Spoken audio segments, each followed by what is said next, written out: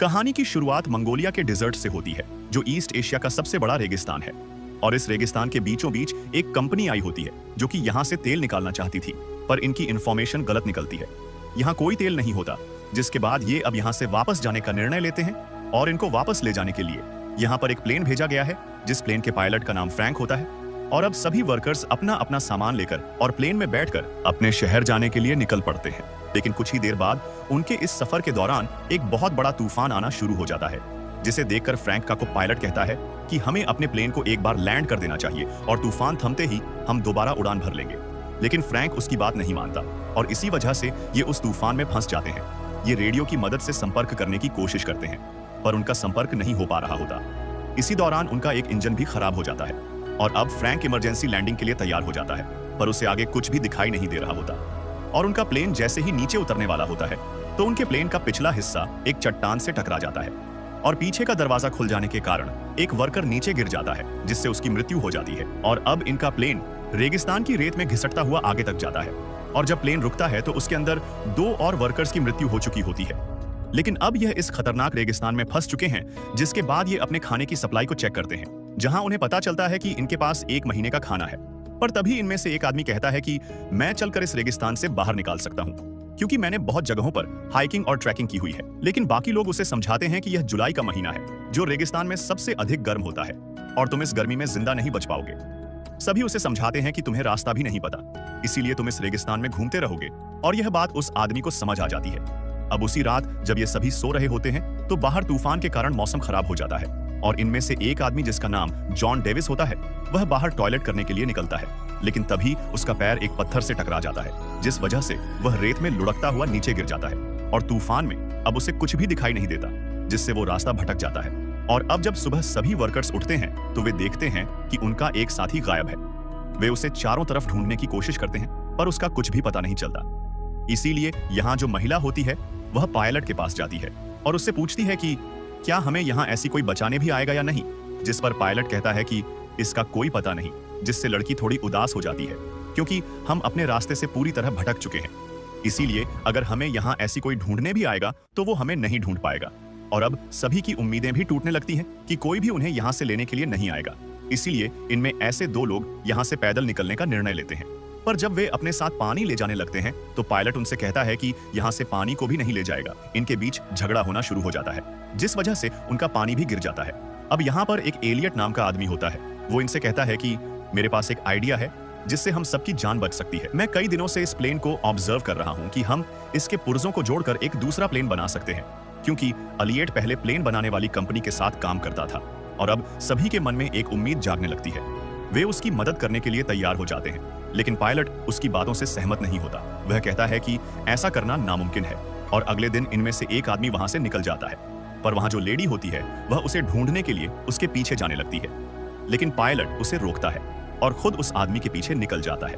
वह उस चट्टान तक पहुंच जाता है जहां उनका प्लेन टकराया था और वहीं पर उसे उस आदमी की लाश भी मिलती है जो प्लेन से गिर गया था, पर उसके शरीर पर उसके कपड़े नहीं होते और वहां पर कुछ गोलियों के कवर भी पड़े होते हैं। और तभी उसे वह आदमी भी मिल जाता है जो यहाँ से जाने वाला था और वह कहता है कि मैं इस लाश से अपनी घड़ी लेने आया था जो इसने मुझसे ली थी, और इसके पास वह घड़ी नहीं है, जिसका साफ मतलब है कि हमारे अलावा यहाँ कोई और भी है।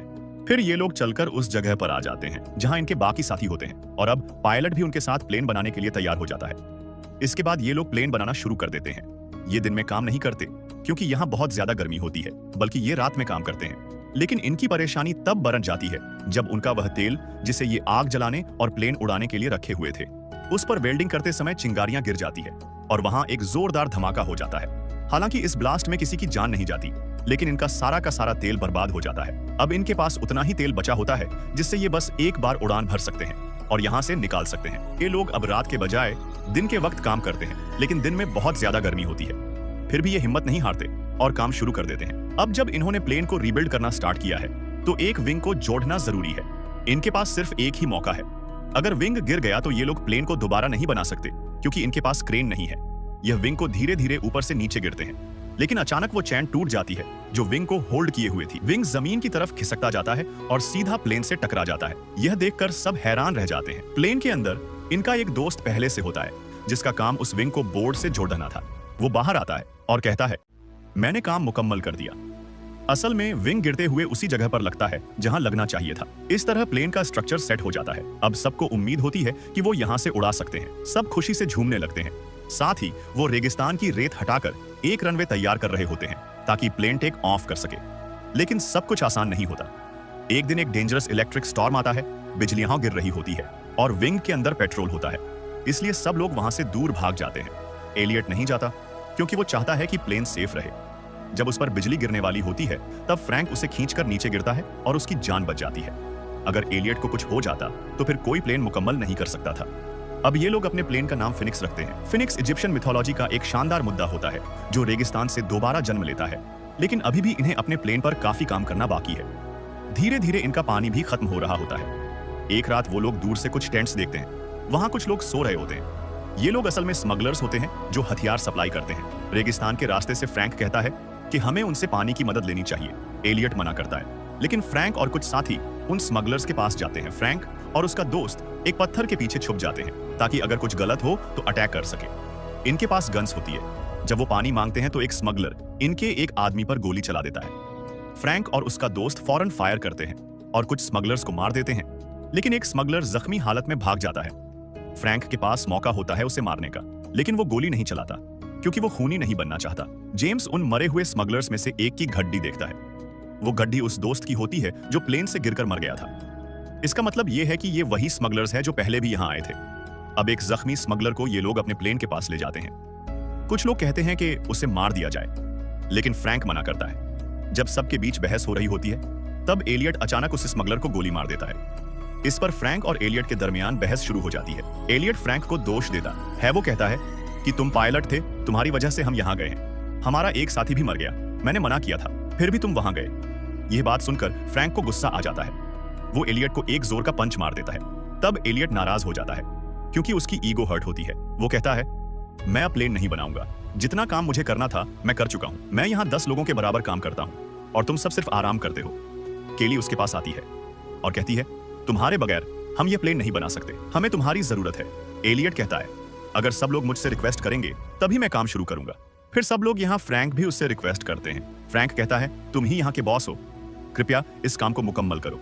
एलियट मान जाता है। फिर सब मिलकर दोबारा सी प्लेन बनाने के काम में लग जाते हैं। एक दिन ये लोग दूरबीन से देखते हैं कि वो स्मगलर जो भाग गया था वो अब अपने दोस्तों के साथ वापस आ गया है, लेकिन वो आगे नहीं बढ़ते क्योंकि वो जानते हैं कि इन लोगों के पास अब उनके ही हथियार है। स्मगलर को पता होता है कि इनका पानी और खाना जल्दी खत्म हो जाएगा और जब ये कमजोर हो जाएंगे तो वो हमला करेंगे। ये लोग और भी तेजी से काम करना शुरू कर देते हैं। आखिरकार उनका काम मुकम्मल हो जाता है। तभी फ्रैंक को एक मैगजीन मिलती है जिसमें कई तरह के प्लेन के मॉडल होते हैं। पता चलता है कि एलियट ने प्लेन का मॉडल इन्हीं टॉय मॉडल्स को देखकर बनाया था। दरअसल वो छोटे छोटे उड़ने वाले मॉडल प्लेन बनाया करता था, लेकिन कभी भी एक बड़ा रियल प्लेन नहीं बनाया। यह सुनकर सबको गुस्सा आ जाता है, खासकर अयान को। वो एलियट के सर पर गन रख देता है और कहता है, तुम हमें बेवकूफ बना रहे थे, ये प्लेन कभी नहीं उड़ेगा। तुमने पहले कभी इतना बड़ा प्लेन बनाया ही नहीं। लेकिन एलियट कहता है, मुझे यकीन है प्लेन उड़ेगा। हाँ, मैं छोटे रिमोट कंट्रोल प्लेन बनाता था, लेकिन उनमें बैलेंस ज्यादा जरूरी होता है। फ्रैंक अयान को रोक लेता है। तभी तूफान आ जाता है। जब तेज हवाएं चलती हैं तो प्लेन अपने आप हल्का हल्का हवा में उठने लगता है। सब समझ जाते हैं कि ये प्लेन सच में उड़ जा सकता है। उनके दिलों में जो उम्मीद मर चुकी थी वो फिर से जिंदा हो जाती है। लेकिन यह रेगिस्तान का तूफान था जो प्लेन को पूरी तरह से रेत में ढक देता है। तूफान के बाद सब उदासी में चले जाते हैं। फ्रैंक कहता है, हमने इससे मेहनत से बनाया है और हम इसे उड़ाकर ले जाएंगे। सब लोग मिलकर प्लेन को रेत से निकालते हैं और खींचकर उस जगह ले जाते हैं जहां रेत नहीं होती। वो लोग प्लेन को स्टार्ट करते हैं। प्लेन स्टार्ट होता है लेकिन तुरंत बंद हो जाता है। बहुत बार ट्राई करते हैं, आखिरकार प्लेन चल पड़ता है।